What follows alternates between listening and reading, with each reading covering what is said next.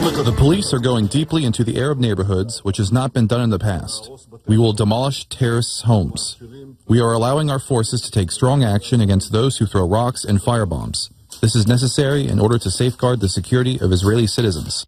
Israeli Prime Minister Benjamin Netanyahu on CNN earlier this week vowing to take action against terrorists in Israel. Today, he ordered the Israeli military to demolish the homes of two Palestinian militants after weeks of unrest in East Jerusalem and on the West Bank. So what's behind the escalation?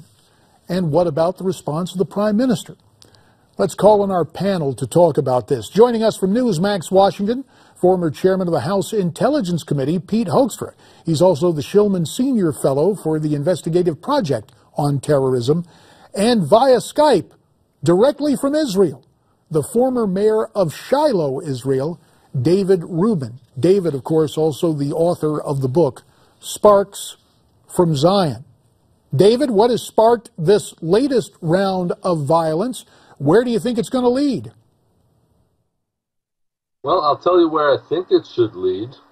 It should lead to some political action.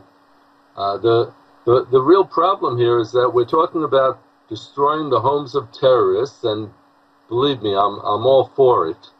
But the main terrorist is Mahmoud Abbas, the head of the Palestinian Authority, and his home, so to speak, one of several, is the Muqata in Ramallah. That's the main governmental building as well as place of residence of the president of the Palestinian Authority.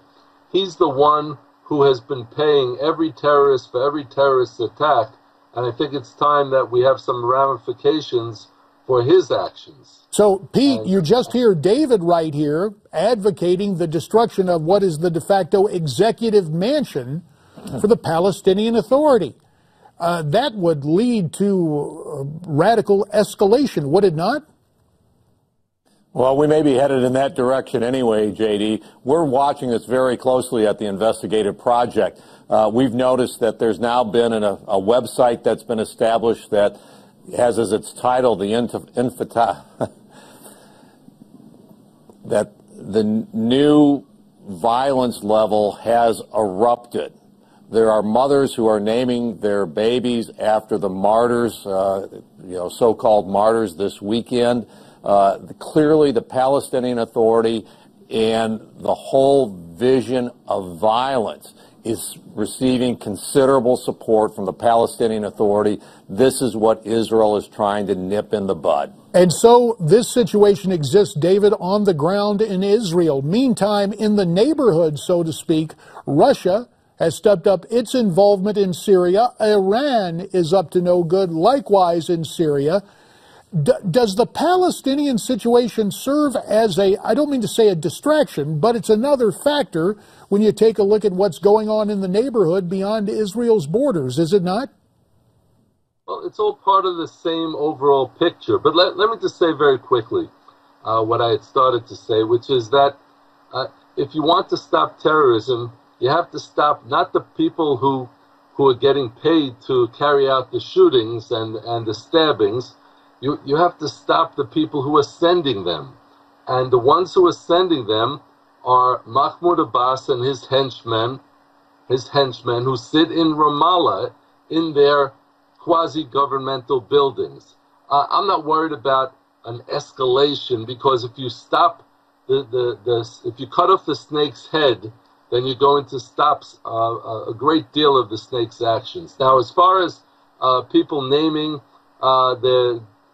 their children after the terrorists, Mahmoud Abbas has been naming streets after terrorists and town squares after terrorists for a long time now. And he is just a central head of Islamic terrorism in the Middle East. And true, he wears a nice tie and he has a nice mustache. We hear you, but obviously you believe he is the catalyst. David Rubin, we thank you for your time. Pete Hoekstra, stick around. When we come back, we're going to talk about the bombing of the hospital in Afghanistan. Stay with us.